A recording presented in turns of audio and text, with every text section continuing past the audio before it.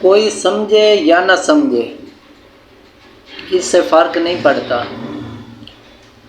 لیکن جس پر بہت زیادہ امید ہو نا وہ نہ سمجھے تو بہت درد ہوتا ہے، بہت زیادہ۔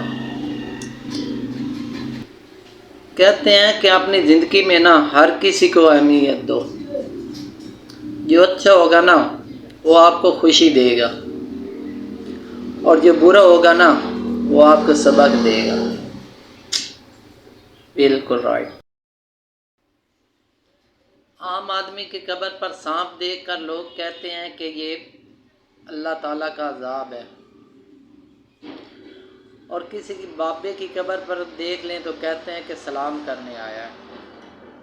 اب اس بارے میں آپ جواب دیں کہ یہ کیا نالج ہے؟